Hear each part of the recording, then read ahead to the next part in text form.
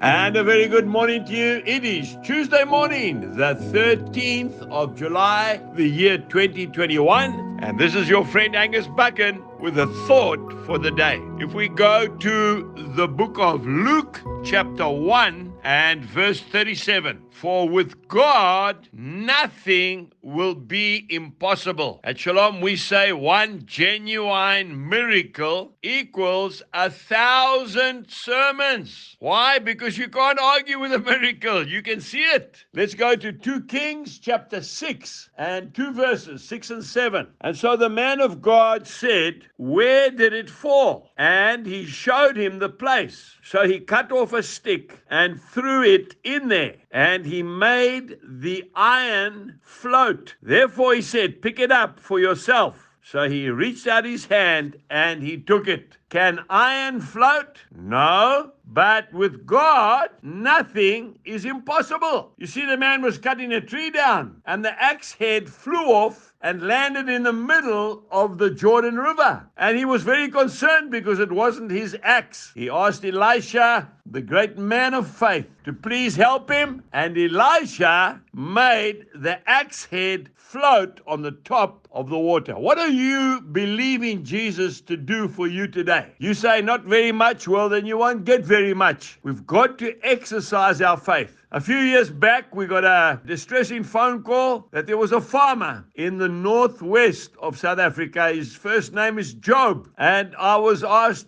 if we could please pray for him because he was literally losing his farm through a persistent drought. We were kindly flown up in a private plane to his farm. The dairy cattle were in a bad shape. There was dust everywhere. The dams were bone dry. I want to say to you, there is nothing worse than a drought. So we agreed to go up and pray for rain. Otherwise, that man would have lost his beautiful farm. And I remember the story. In fact, I shared it with you just a while ago, where Elijah took salt and he sweetened the water of Jericho. I took a couple of kilos of coarse salt in a bag with me in the plane. And when we got to his farm, I asked him if we could pray with all his staff and his family and his neighbors. And I took that salt and I poured it down the windmill. We then had tea and tasty food. You know what farmers are like? Very gracious people. A beautiful setup. We flew back home. A short while later, we got a phone call. Few days later, and there had been a flood on that farm. We've got the photographs to show you. Part of the road was washed away. That beautiful empty dam was overflowing with God-given rain. Jesus never changes. Trust him today for your miracle, and he will not fail you. God bless you, and goodbye.